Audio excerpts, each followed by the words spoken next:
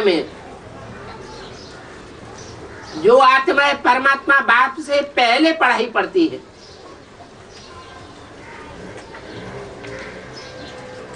लेकिन बाद में सुधरती है। पढ़ाई पहले पढ़ती है, सुधरती बाद में है। उसका कारण क्या है? उनको लंबा टाइम क्यों लगता है?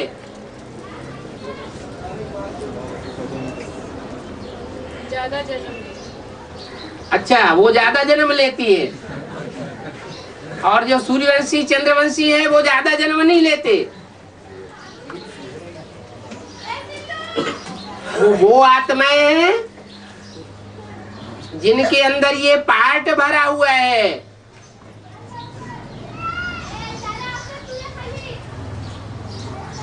कि वो कन्वर्ट हो जाती है। कच्ची कमजोर आत्माएं हैं, दूसरे के संग के रंग में जल्दी आ जाती है।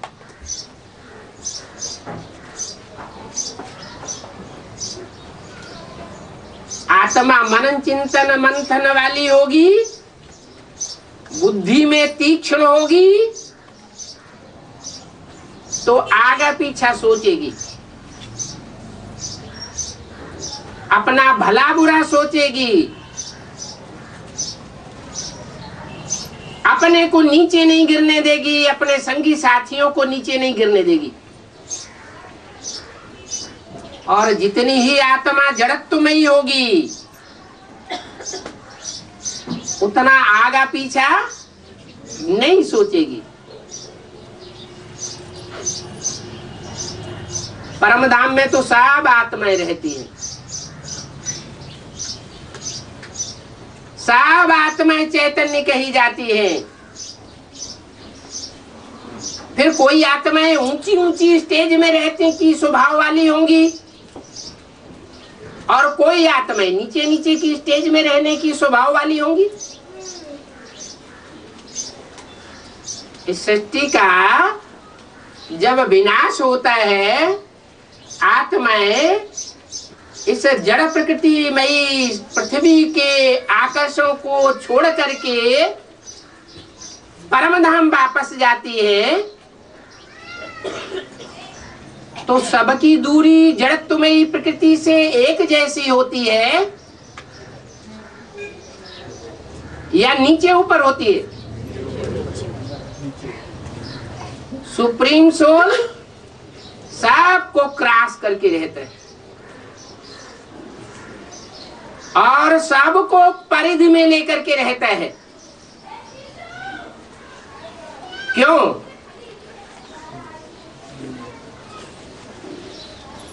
उसके बाद प्रजापिता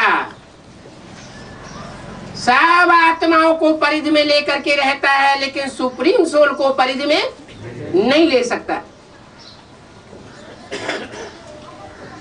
इसी तरह नंबरवार 500 करोड़ मनुष्य आत्माएं हैं। ये रुद्रमाला है बड़ी से बड़ी।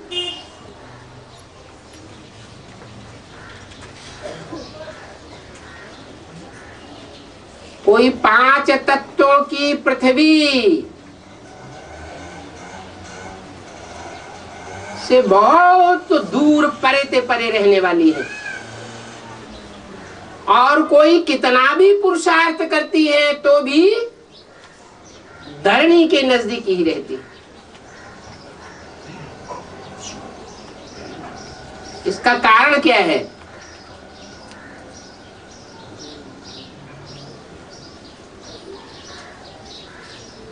पृथ्वी तो गोल है, गोल पृथ्वी के चारों ओर वायुमंडल है, वायुमंडल के चारों ओर स्पेस है, और स्पेस के चारों तरफ परम धाम है। कुछ आत्माएं पृथ्वी के बहुत नजदीक नजदीक रहती है, और कुछ आत्माएं बहुत दूर दूर रहती हैं।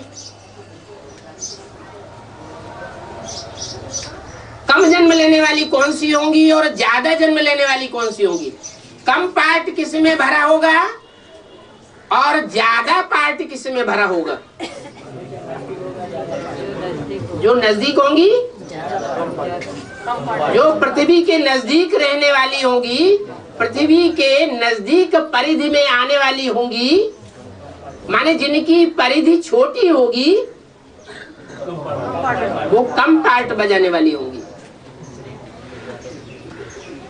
और जितनी परिधि उनकी विस्तार वाली होगी, जास्ती आत्माओं को परिधि में लेने वाली होंगी, वो जास्ती जन्म लेने वाली होंगी।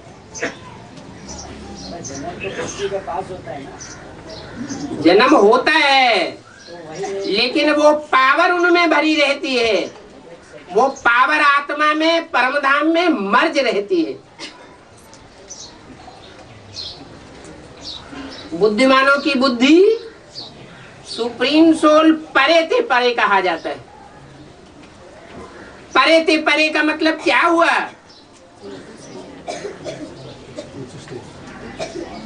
बुद्धि में सबसे परे है,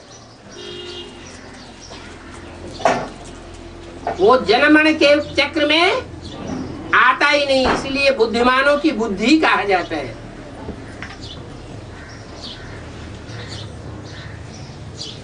बुद्धि में जितनी जास्ती तीक्ष्णता,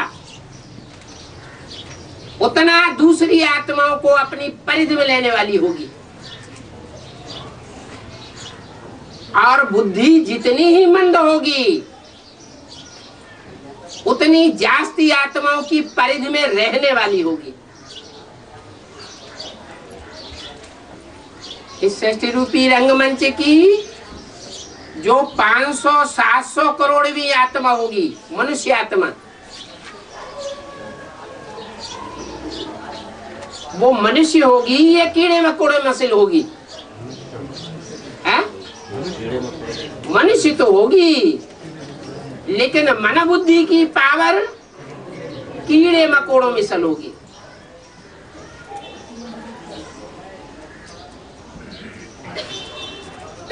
इस बात का फाउंडेशन कहाँ पड़ता है?